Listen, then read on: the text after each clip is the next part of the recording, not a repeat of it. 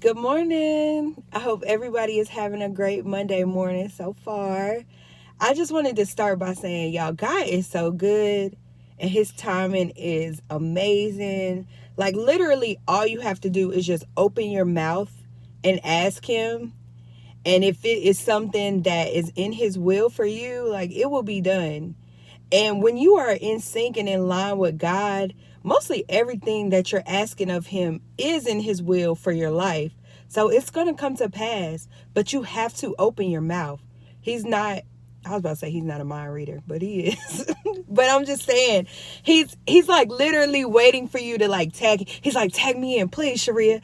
Please, like tag me in. Ask me. I'll do it. Like, literally to have somebody right there like tag me in is the most awesome thing ever, and I'm just so blessed, and I just wanted to start with that. But so two things today, what's on my mind is like Madness Monday. Like, today on my heart while I was running is to tell y'all how I went absolutely mad, because I feel like there may be somebody out there right now who is going mad, and you may be listening to me and you're like, yeah, all of that sounds good, but what, like, I'm stuck. So let me see, where do I want to start? My point, so there's 2 points to this. My first point is you have to acknowledge that you're mad. You have to acknowledge it. I don't know if you are, but I'm going to talk from my perspective. I was always conditioned to suck it up, suck it up. And to be like, that don't bother me, that don't bother me, that don't bother me. Even if it was something that bothered me, I was so conditioned to say that doesn't bother me just so I could keep going, that it got to the point where I didn't even know if something bothered me or not. I was so used to just saying, I don't care. You could do whatever to me. I'm good. I'm always going to be good. To the point that I don't even know if stuff really bothered me until one day, smack, it all bothered me. Like, all at once. Everything that I had packaged up and slung over my back and was dragging with me, telling myself it didn't bother me so I could get to the next level. At a certain level that I got to, it all bothered me. And I had to acknowledge that I was mad, that I was a mess. And when I say mad, I'm like, roop, roop, doop, doo. Not angry, but I was angry too. But I'm talking about roop, doop, doo. I was crazy, okay? Crazy, hurt, mad, bitter, jealous, insecure, low self-esteem.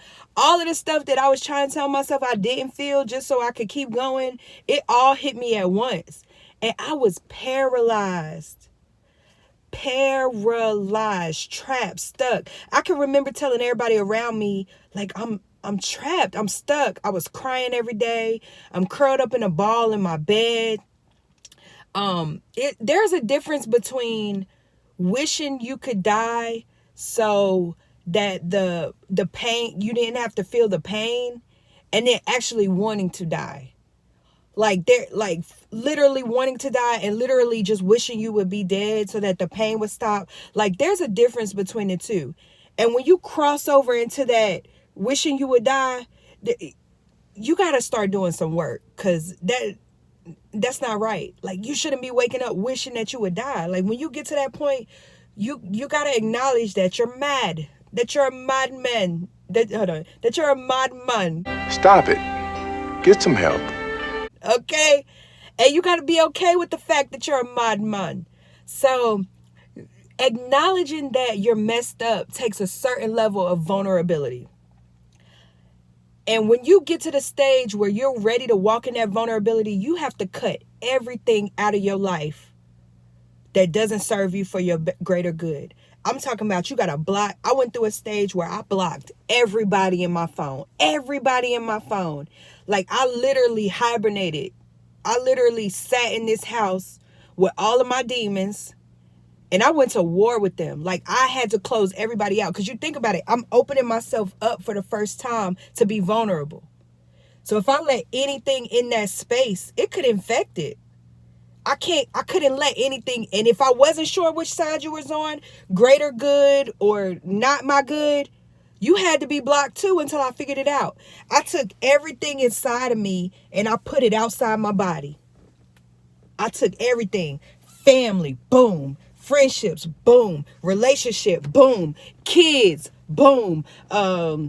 Job, boom. Associates, boom. Social media, boom. I took everything outside of my body and I assessed it and I evaluated it. I opened myself up completely to be vulnerable and weak to those situations. I dug deep and explored why I move the way I move, why I act the way I act, why things make me feel the way they feel. It was no longer acceptable for me to say it is what it is. That's just what I do. Absolutely not. Absolutely not. It's like you will get to a point where you are hurting so bad that you don't want to hurt no more. And you are willing to take everything out of you and place it on the table so that you can examine it and you can figure out what it is that's hurting you. What it is that is causing you to feel stuck and to feel paralyzed and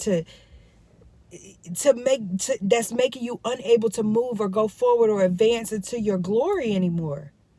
So that takes a certain level of vulnerability, and you have to do whatever it is that you need to do to figure that out. If you got to block everybody, block everybody. I blocked everybody. And so inside of me, it wanted to feel like, oh my God, what if something happens? Or what if they don't understand? Or what? Forget all that. Let God handle that. If that's bothering you, pray to God and be like, God, I need you to help this person because I know that they're not going to understand why I'm blocking them or why I'm not talking to them right now. If this friendship is something that you want me to carry over into my next level of glory, God, I need you to help me to help them to maintain their feelings and to understand when I come out of this that this is something I have to do. And then you have to keep focusing on you. One thing that brought me through that stage is like, it's going to bless me more for them to see who I'm going to come out as in this next chapter than me sitting here trying to explain what I'm going through. Because everybody ain't going to understand what it is that you're going through, what it is that you're doing. Everybody is not going to understand that. So you have to just pray for that person, ask God to handle that. And then when you come out of your situation better, healthier, stronger, they'll see why you had to do what you had to do. Okay? So that's the first point. The second point is you got to find your why. Because during this process of vulnerability and finding out what it is that's hurting you, what's causing all this pain, what's got you stuck, what's got you paralyzed, you got to have something that motivates you. So we're conditioned and trained to say, oh, my kids motivate me. Oh, my family motivates me. And I don't mean to use that voice, but seriously, like that's a given. That's a given. Yeah. But sometimes that's not enough. I'm going to be honest. Sometimes, I got to keep going for my kids is not enough for me. Yes, it's a fact. I go to get it for my kids. But when I was in that dark hour, my kids, I felt like I wasn't even adequate enough to be a mother. So thinking about my kids only made the weight heavier. It didn't like get me up and going. You got to be honest with yourself in that stage. Thinking about my family, I'm doing this to my family. That wasn't enough for me. Ooh. But I'm just saying, you got to find your why. Okay? You got to find your why. For me, my why was I've been hurt since childhood. Like, I've been hurting since my childhood. And I was so tired. I don't even know what it felt like to not live without pain. I didn't even know what it felt like to live without pain. I had been surviving for so long. That's all I knew was survival. So now that I'm in this place of being, sometimes I sit back and I'm like, so there's absolutely nothing to worry about. So I'm not feeling anxious. I'm not feeling sad. It was, when peace first came over me, it was so crazy because I was like, am I depressed? Because I don't want to do what I used to do. I don't want to go nowhere. I was like, am I depressed? And then I was like, nah, this is peace. It's so quiet. My mind was so quiet. The days were so smooth. I was like, never leaving this place. But I'm just saying, you have to find your why. For me, my why was, I don't want to hurt no more. I've been hurting my whole life. I'm ready to see what peace feel like. And that's what kept me going. That's what put me at war with my demons, and I refused to lose that war to my demons. I would be in my room chanting, you can't have me, devil, you can't have me, devil, you can't have me. God, I need you, God, I need you. And I would chant that for hours, okay? Hours in the bathroom, just rocking and rocking and rocking and like, I was like, okay, if I'm going to be mad, I'm going to be mad with a purpose. Okay, I'm going to be mad moving towards a goal. If I'm going to go crazy, I'm going to go crazy. But when I'm done going crazy, I'm going to have peace. Devil, you can't have me. Demons, you don't have control over me no more. God, I need you. God, help me. God, help me. God, help me. God, help me.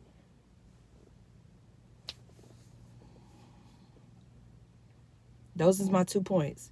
You have to acknowledge that something is wrong, and you have to allow yourself to be vulnerable, and you have to find your why.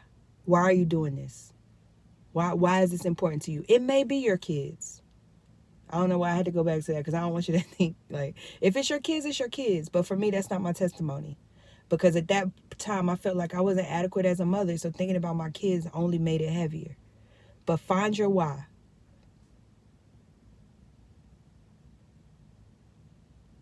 And then get to work. Okay? I love y'all. Happy Monday. Rock this week. I'll be back tomorrow. Yay. Peace.